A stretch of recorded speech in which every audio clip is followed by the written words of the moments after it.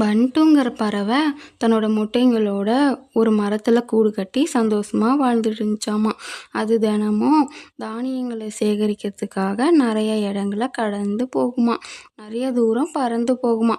அப்படி என்னென்ன இடங்களெல்லாம் கடந்து போகும்னா, அழகான மரங்களை கடந்து போகுமா, அழகான பூக்கள் நிறைஞ்ச வயல்களை கடந்து போகுமா. அதுக்கப்புறம் தனக்கு தேவையான தானியங்கள் எல்லாம் சாப்பிட்டு ஒரு நதிக்கரையில் தண்ணி குடிச்சிக்கிட்டு இருந்துச்சாம். குடிச்சிட்டு இருக்கும்போது தூரத்தில் ஏதோ விதை மாதிரி தெரிஞ்சிச்சாமா. அதனால தண்ணி குடிச்சிட்டு அந்த விதைக்கிட்ட பறந்து போச்சாமா. பறந்து போய் அந்த விதைக்கு பக்கத்தில் உட்காந்துக்கிட்டு நின்றுக்கிட்டோ இருந்துச்சாமா. அப்புறமேட்டுக்கு இது என்ன விதையாக இருக்கும், இதை பார்க்கறதுக்கு ஒரு மரத்தோட விதை மாதிரி தான் தெரியுது, இதை நம்ம எடுத்துகிட்டு போகலாம் அப்படின்னு ஒரு இடத்துக்கு எடுத்துகிட்டு போய் அந்த இடத்துல கீழே போட்டு இது நம்ம நட்டு வைப்போம், இது மரமாக வளர்ந்தா ஏதோ ஒரு பறவைகளுக்கு உதவியாக இருக்கும் அப்படின்னு நினச்சிக்கிட்டு அந்த இடத்துலையே குழி தோண்டி அந்த விதையை புதைச்சி வச்சுட்டு பறந்து அதனோட வீட்டுக்கு போயிருமாமா.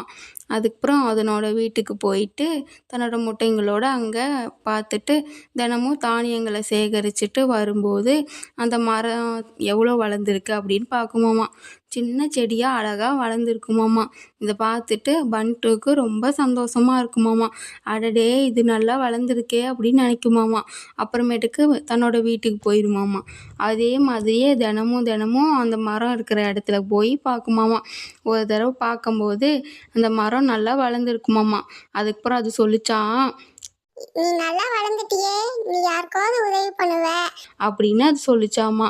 அப்புறமேட்டுக்கு தன்னோட குஞ்சு பறிச்சதுக்கப்புறம் அந்த குஞ்சுக்கிட்டேயும் ஜாலியாக விளாண்டுட்டு அது அங்கேயே ஒரு மரத்தில் இருந்துச்சாமா.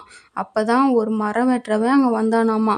அடடே, இவன் மரத்தை வெட்ட போடானாட்டுக்குது அப்படின்னு தன்னோட குஞ்சு கூட்டிக்கிட்டு ஏற்கனவே அங்கே மரம் இருக்குல்ல அந்த இடத்துக்கு போயிருமாமா. போயிட்டு அங்கேயே கூடு கட்டி வாழ்ந்துட்டு இருக்குமாமா.